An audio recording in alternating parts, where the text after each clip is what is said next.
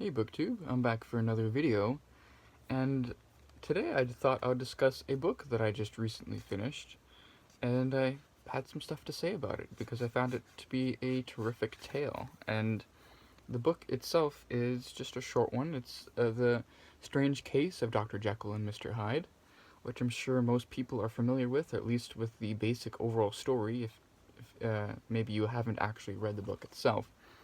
And this edition here in the Penguin Classics, the actual story is about 70 pages long, so very easily digestible. And I really wanted to talk about it because this, for me, was a reread. I've read this before, but I read it in conjunction with another novel that I recently finished, The Flowers for Algernon, which I thought was had some interesting stuff that reminded me of the story of Dr. Jekyll and Mr. Hyde. So I thought I'd revisit this and give it another read, and that's what I did. And I wanted to just discuss it a little bit because I uh, found this to be far more terrific than I originally remember reading this. When I first read this, I thought it was just a good tale, but I remember being very disappointed with the anticlimactic ending, or at least what I thought was anticlimactic, because the actual story only takes place for about 45 pages of heavily gothic, creepy tale type suspense and mystery and misunderstandings, and then the last 25 pages are letters.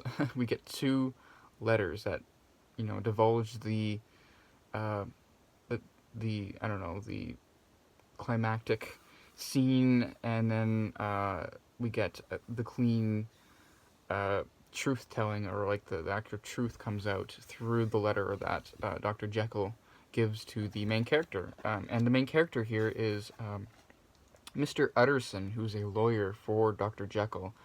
And um, it's very interesting how Robert Louis Stevenson actually builds the character of Mr. Utterson, because he gives this, like, this is literally the very first sentence in the tale. And I'll read it to you. Mr. Utterson, the lawyer, was a man of rugged countenance that was never lighted by a smile, cold, scanty, embarrassed in discourse, backward in sentiment, lean, long, dusty, dreary, and yet somehow lovable. And he just continues on like that, where he gives this very weird character portrait of Mr. Utterson as like this old-fashioned brontosaurus who never does anything exciting, and yet somehow, and is never really very close with his friends, and yet somehow is a very likable man. And I get the sense that throughout this book, every single thing of Mr. Utterson that we learn about going forward contradicts that opening of Mr. Utterson as like this boring old character with backward views and backward, old-fashioned ways of doing things. And because he actually, the whole story hinges on Mr. Utterson doing something that's very much supposed to be against his character, and it's him meddling in affairs of his own, of others other than himself, because he's a good friend with Dr. Jekyll, and he's always been a little bit upset that Dr. Jekyll's will, which is in his care as Dr. Jekyll's lawyer and friend, that in the case of Dr. Jekyll's disappearance or imminent demise, all of his estate, which Dr. Jekyll is a famous, wealthy doctor from a wealthy family, is to go to this character named Mr. Edward Hyde. And he had, at this point in the very beginning, he had never heard of this character before until he learns of this story of a friend of his, where his friend saw this character, this shrunken, weaselly character who he saw from a distance trample this young kid. And then he basically caught this character and forced him to pay up in order to, I guess, to do justice. He didn't kill the child or anything. He just trampled the kid,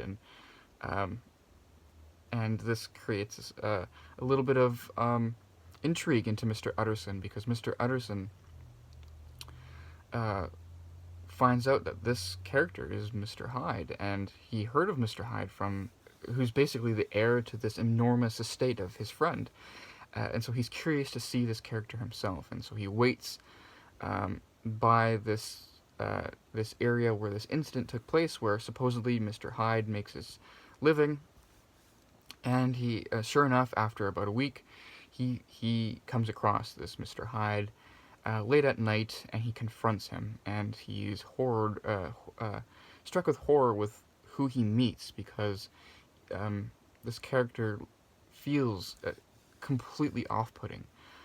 Numerous characters say that he gives the feeling of deformity, even though he's not visibly deformed, and he's very hard to describe. Many characters try to describe him, and they all fail to describe him, and yet there's this feeling of horror and dislike immediately from just meeting him. And Mr. Utterson does something very out of character, because he is probing into these matters, and so he actually goes to confront Dr. Jekyll. Why are you in any way associated with this Mr. Hyde character, who seems so thoroughly below your not only your status, but who seems completely reprehensible? And Dr. Jekyll tries to, shove it off, but Mr. Utterson doesn't, in fact, comply with this.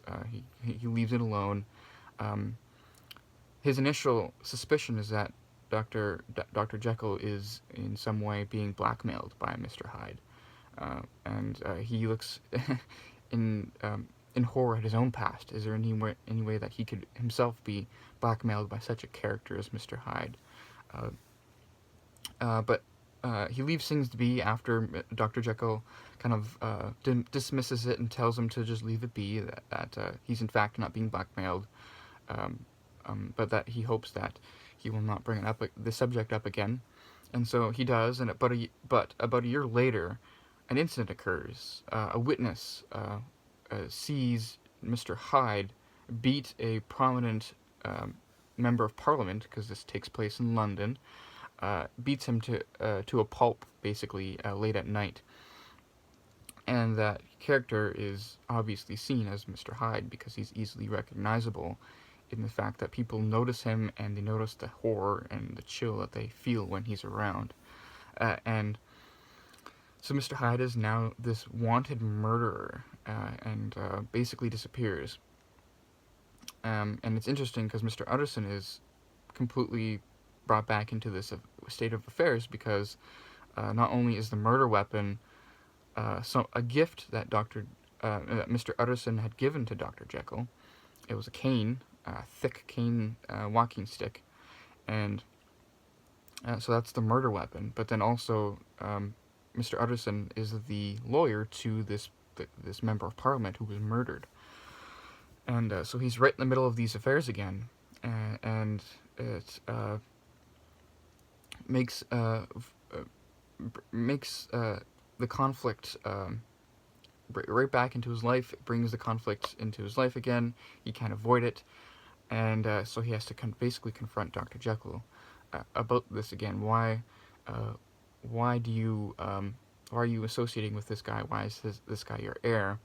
And basically has him try to revise his estate, or revise his will. And Dr. Jekyll, of course, is horrified by what had happened, and he says that I promise you that I'll never associate with this guy ever again, and here's a letter that he sent me proving so. And it's a letter from Mr. Hyde saying that he has gone into hiding, and that he's going to be never show up ever again, basically.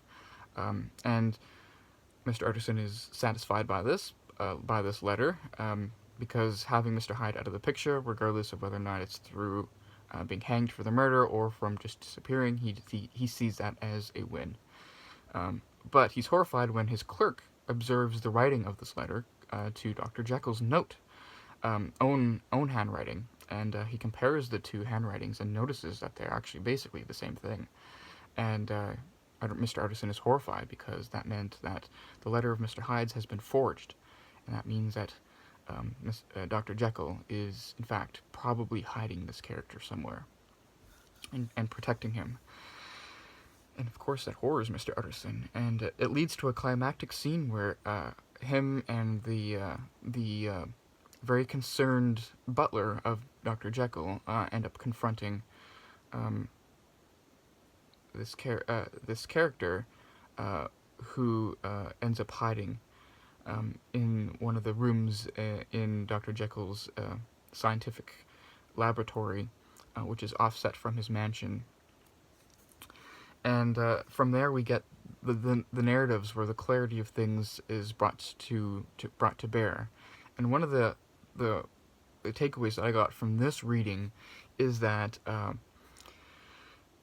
the normal idea of Dr. Jekyll and Mr. Hyde is like these dualities. And, Dr. Jekyll is the good human who's noble, who's trying to save people, who's trying to help people, and then we got Mr. Hyde, who's like this the evil side of humanity, and how we have and every time we use the term Dr. Jekyll and Mr. Hyde, we're using it in the terms of duality, of like good and evil, and like there's like a good side of man and an evil side of man, and that's not really how it's characterized in here. I mean, in some ways it is, and I can see why there's that surface level understanding, but I want to just discuss a little bit about what he actually means by Dr. Jekyll and Mr. Hyde, and because Dr. Jekyll, in his letter, makes it fully clear what's going on.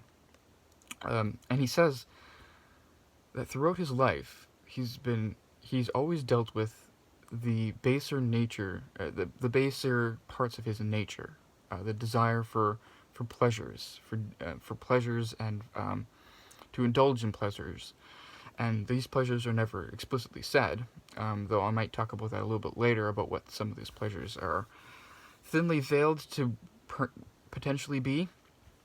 But he has these pleasures that he just can't help but indulging in, and throughout his life, it's always been this conflict within him where he wants to be this reasonable, rational, virtuous person who helps out with the poor, helps out with people who are sick and who are ill, because he's a doctor, and who wants to keep on doing good, and who's ambitious to have this state in society, or this position in society as a respectable man of science and of medical status.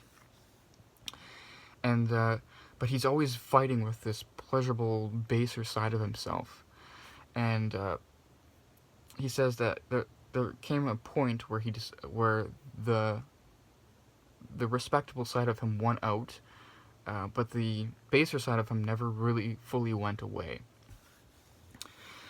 And so while he kept on striving to be, to have this respectable position in society, to be this respectable man, as he continues to strive for this, he's always fighting with the baser side of himself.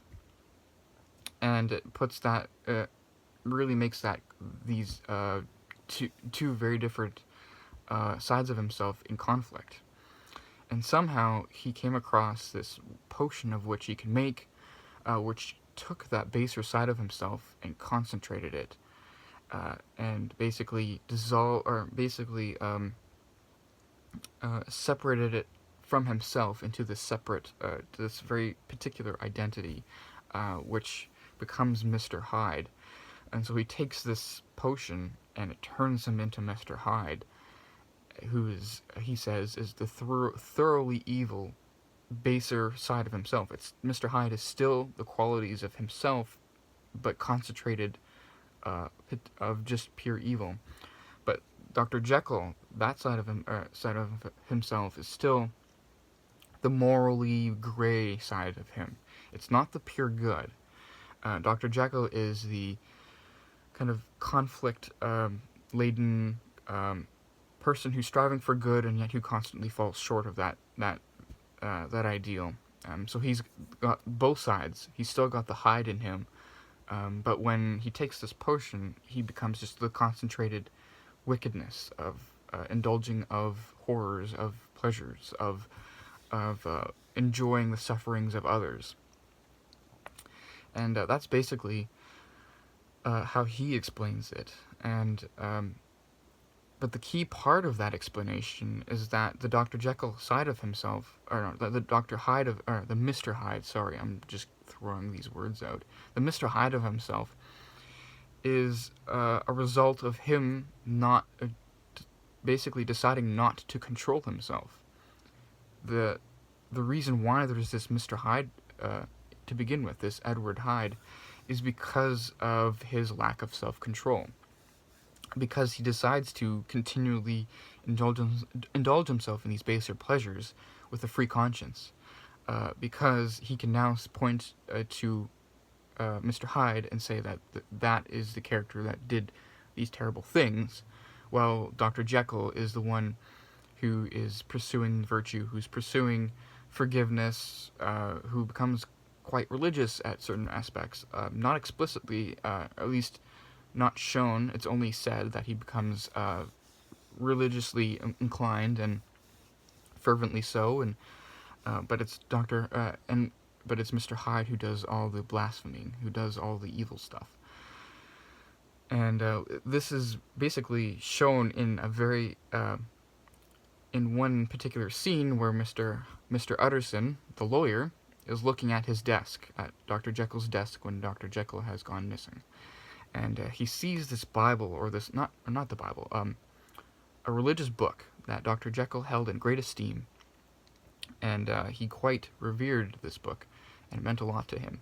But in scrawling hand, in all the margins, there's these wicked blasphemies just listed throughout, as if he's in annotations in this book. And so that's basically what we get between these characters, is we get this Dr. Jekyll who wants to pursue the good, and but we get his loss in his conflict between virtue and vice. And it's because he's lost that battle between self-control that Mr. Hyde is able to be manifest. And so the story is not this story of a manifestation of good versus evil, and the duality of the two different sides of man, of good and evil. It's a story of someone giving in to their baser pleasures to the point where it basically manifests into its own character with its own will, and it subsumes and consumes the better nature of this man, because he decided not to control himself. He decided to give in to his baser desires. And one of the most striking parts of this for me is when he says that he's both parts of him, the one who pursues the good, the one who pursues respectability, and the part that pursues wickedness and pleasure, are not hypocrites. He's not a hypocrite because he pursues both sides in just as much earnest as the other. So when he's Dr. Jekyll, he pursues these higher virtues with just as much earnestness as he pursues the pleasures and the baser sides of himself when he's Mr. Hyde. And by creating that Mr. Hyde, he's allowed to basically separate himself, ease his conscience a bit by disassociating the evil part of himself into this character. And so it's a lot more complex, but it's also a lot more plausible, and it makes for a terrific horror story. Not in the least because the story takes place in London, which is not usually the case for horror stories. When, at least up to this point, horror stories usually were written as a tale in the past, like historical fiction, or like a historical myth or tale, or they happened in like the countryside. Think of like Wuthering Heights or something like this, or the Castle of Otranto, or the writings of Anne Radcliffe. But here, the horror takes place in London, and London itself has like this dark, thick fog that is ominous throughout the story. So, anyways, I'm going to leave it there as a discussion. I hope that made sense. But it's a really good story, and I do recommend it. It's short, This edition was about 70 pages, but I'm sure that other editions will be about the same. This edition also includes a couple of other stories. I've only read one of them, The Body Snatchers, which is a tale that he wrote previously when he was still trying to come up with some horror stories around Christmas time. But his horror stories accumulate in the tale of Dr. Jekyll and Mr. Hyde. And so I do recommend it. It's a great story.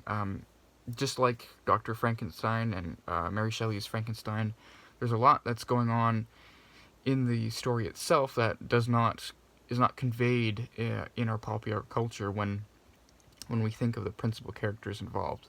So I do recommend this, and I'll see you in my next video. Thank you, BookTube.